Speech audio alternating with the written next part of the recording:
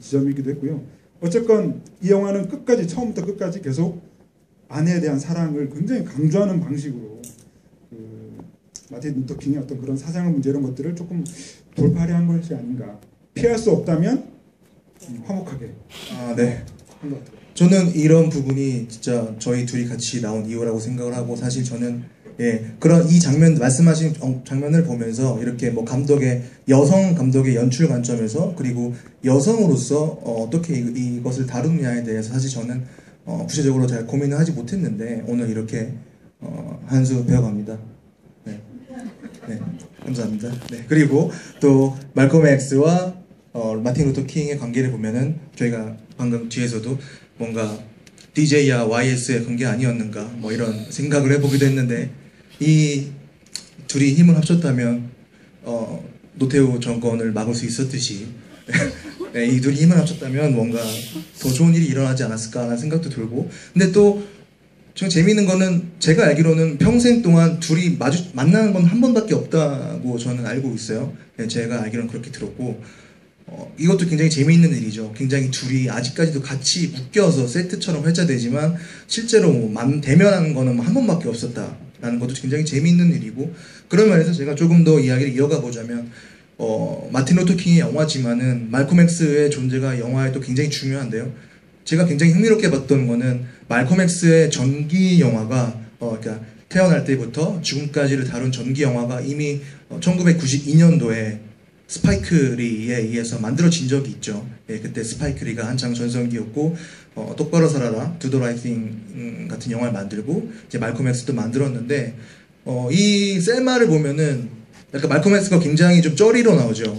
좀 표현이 좀 그렇지만은 이렇게 제가 잘 효과적으로 전달하기 위해서 이 표현을 썼는데, 이렇게 쩌리로 잠깐 나오고, 그것도 마틴 루터 킹의 입에 의해서 굉장히 쟤는 막 나홀 뜯고 막 이렇게 약간 그렇게 묘사되죠. 그 다음에 갑자기 연설 듣다 보니까 갑자기 죽어 있고 고인이 돼 있고 막 이런 연출인데, 그 92년에 나왔던 스파이크 리의 말콤 X 전기 영화에는 반대로 마틴 루터 킹이 좀 쩌리로 이렇게 나옵니다. 실제 보면은 3시간 가까운 영화인데 딱 한 번 나올 거예요. 그러니까 한 번은 대면했던 장면을 굉장히 짧게 처리하고, 그리고 약간 킹에게는 굉장히 굴욕적인 연출도 있는데, 그 영화 보면은 FBI에서 말콤 X를 도청하고 있을 때 FBI들이 자기네들끼리 얘기를 하는 걸 대사를 들어보면은 말콤 X는 킹에 비하면은 완전 성직자나 다름없구만, 전혀 여자 관계가 없어 아무리 도청해도, 이런 얘기가 나오거든요. 근데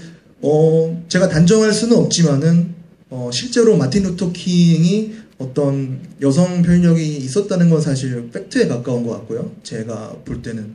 그리고 말콤 X가 반대로 굉장히 도덕적으로 훌륭한 생활을 했다는 것도 역시 사실이었던 것 같고, 그런데 또 마틴 루터 킹의 입장에서 생각해 보면은 굉장히 혼자 짊어져야 할 스트레스나 이런 것들이 사실 그렇게 좀 그런 방향으로 분출이 되지 않았을까라고 이해를 해보게 되고, 킹의 그런 면모 때문에 킹이 이룬 역사적 업적까지도 저는 훼손되면 안 된다고 개인적으로 생각을 하거든요. 우리가 이렇게 요즘 지금 이 시대에도 뭔가 앞장서서 나서는 사회운동가 같은 분들이 고급 차를 탄다거나, 운동가까지는 아니더라도 김영만 아저씨가 외제차 탄다고 해서 그분의 어떤 인생까지도 훼손당하는 그런 거랑 좀 약간 비슷하지 않나라는 생각도 들었습니다. 그러면 다음 이어지는 맥락에서 저는 또 감독도 그렇지만은 이 영화의 제작자가 또 굉장히 주목할 만하거든요. 제작자가 여러분이 아시는 배우인 브래드 피트이기 때문에 이 브래드 피트의 제작자로서 조금만 얘기를 해주신다면요. 네, 브래드 피트가 이렇게 직접 제작하면서 출연까지 하는 경우도 굉장히 많았죠. 이런 의미 있는 영화에 브래드 피트가 늘 좀 투자를 하고 이렇게 제작을 하는 모습을 보면 상대적으로 우리 한국 영화계는 왜 또 저런 배우가 없을까라는 사실은 또 그런 생각도 좀 자연스럽게 해보게 되는데, 네네. 그 노예 12년 같은 경우에는 또 직접 또 출연했죠. 거기서. 네네. 그런 것들을 보면 사실 이 영화에도 조금 브래드 피트가 출연할 수도 있었을 것 같아요. 근데 왜 안 했는지 모르겠지만, 아무튼 이 영화를 보면 백인들에 대해서 우리가 가지고 있는 어떤 이미지라던가 이런 것들이 있기 때문에 이 전체적인 구도 안에서 브래드 피트가 직접 출연했으면 뭔가 좀 어그러지는 구도가 있었을 것 같아요. 그래서 이제 출연 안 한 것은 아닐까. 실제로 또 맡을 만한 역할이 없기도 하고 그나마 그 제이 에드거 후보 같은 그런 네. 역할을 한번 그 역할이 정확히 뭐였죠? 그 배우 이름 기억 안 나는데요. 네네. 그 당시 국장. 네네. 예, 이 영화에서는 잠깐 한 장면 나오는데 네네. 그런 역할.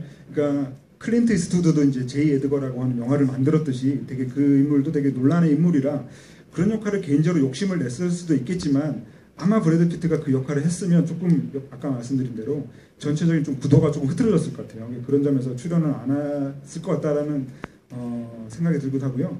그건 또 상대적으로 저는 또 되게 재밌었던 게 마지막에 이제 후반부에 쿠바 구딩 주니어, 보이즈 앤 후드, 예전에 보이즈 앤 후드 출연했던 쿠바 구딩 주니어랑 마틴 신, 그러니까 드라마 웨스트윙의 바틀렛 대통령이 되게 또 멋진 역할을 또 하시잖아요. 네네. 그래서 그런 식으로 좀 양보를 했던 것은 아닐까라는 생각도 들고, 어쨌든 후반부에 저는 이제 쿠바 구딩 주니어와 이 마틴 신이 함께 있는 모습을 보니까 괜히 좀 든든해지는 그런 느낌이 있었던 것 같아요.